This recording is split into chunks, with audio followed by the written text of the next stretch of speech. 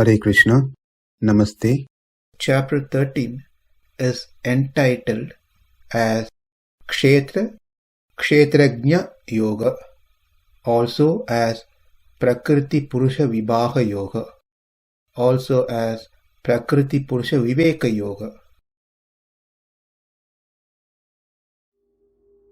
Sloka 29. Samaṁ paśyan hi sarvatra samavasthitam īśvaram na hinasty ātmanātmānaṁ tato yāti parāṁ gatim. In the previous sloka, the three main differences were discussed: samam, parameshwaram, avinashi. That is, the Supreme Lord is distinct by three means. One, he is samam, meaning he is situated impartially in all the living entities, either moving or non-moving. He is Parameshwara, the Supreme Lord, the ruler, the controller of everything, moving and non-moving.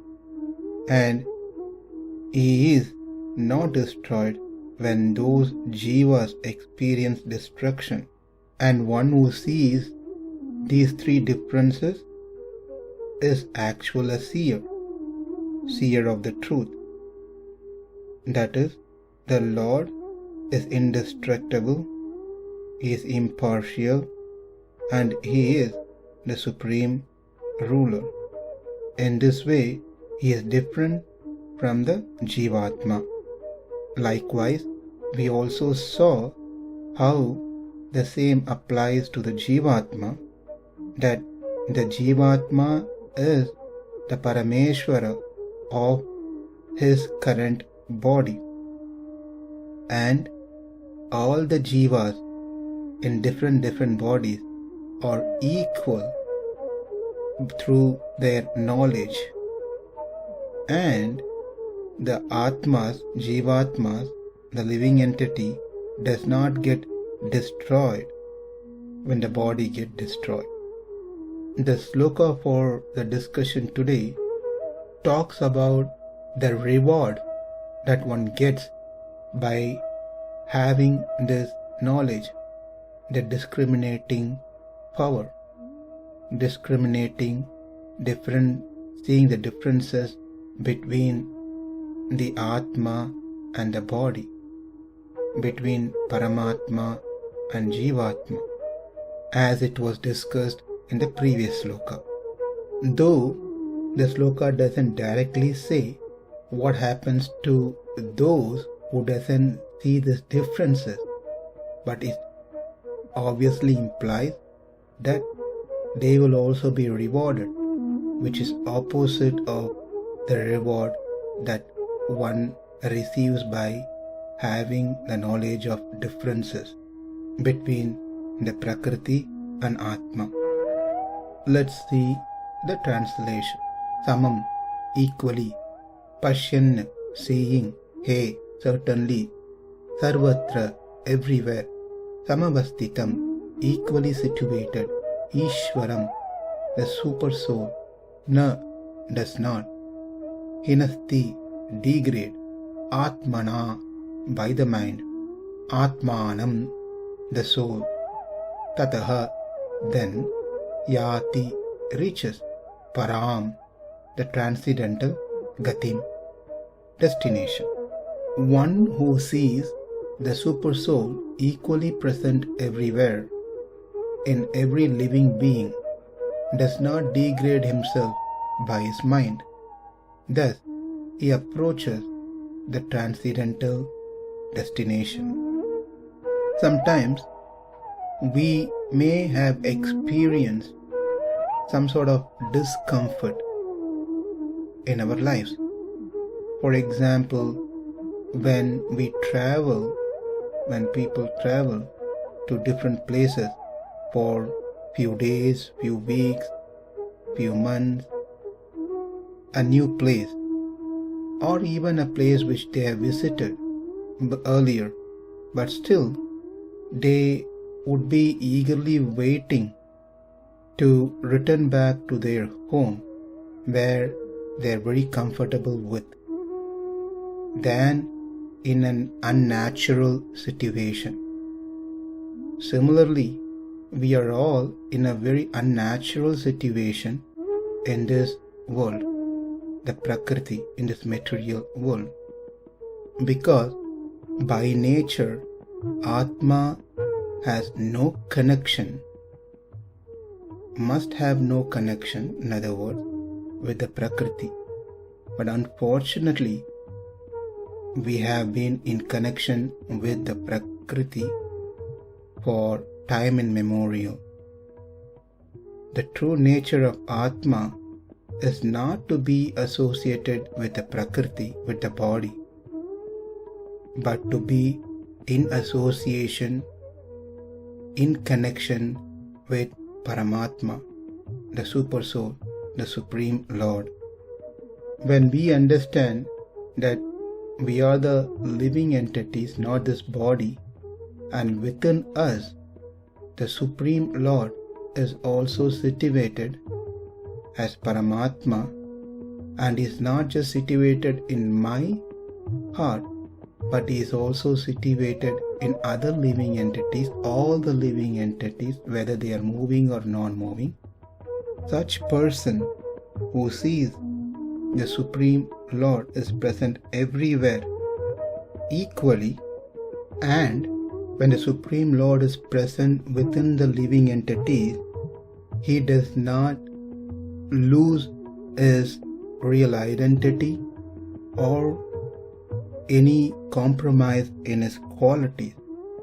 He remains the same with all his qualities, never touched by the material nature.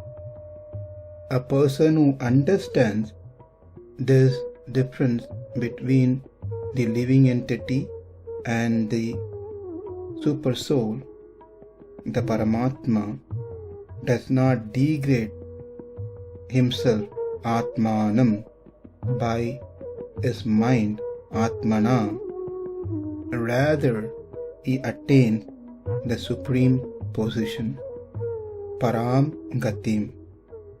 Rather, thinking oneself to be equal with the body, or not able to understand the Supersoul who is present within himself, degrade himself or pushes himself into a destructive mental state, by which he get entangled into this samsara, material existence. One practical application that we can take from this is the Supreme Lord is present in all living entities, not that he is present in only selective living entities, which means those people whom we interact on a regular basis are also part and parcel of the Supreme Lord, and the Supreme Lord is present even within them. And those people whom we interact may be good people or who are not good. They could be a challenging people in our life. Irrespective of however they are, whoever they are, whatever they are, the Supersoul is present even within them. Therefore, when things happen through them, we should understand the Lord is present within them as a full control of everything. Therefore, their actions are also controlled by the Supersoul within them. And whatever is happening with the permission of the Supreme Lord is happening for my own benefit, to deepen our relationship with Krishna, with Paramatma in all situations. So therefore, there's always opportunity in Krishna consciousness to serve the Lord. Serving the Lord means not only in happy moments but also in challenging moments. So the service opportunity comes in different forms. It all depends on how we see it. One should not think that the Paramatma who is situated within oneself is greater, whereas the Paramatma situated in others are lesser. That will be a very wrong idea. So it is said here, he is samaṁ, he is equal. One who sees that he is equal and one who sees that he is present in everything, that person helps his Atma through his mind to attain the supreme destination. Samaṁ paśyan hi sarvatra samavasthitam īśvaram na hinasty ātmanātmānaṁ tato yāti parāṁ gatim. Namaste. Hare Krishna.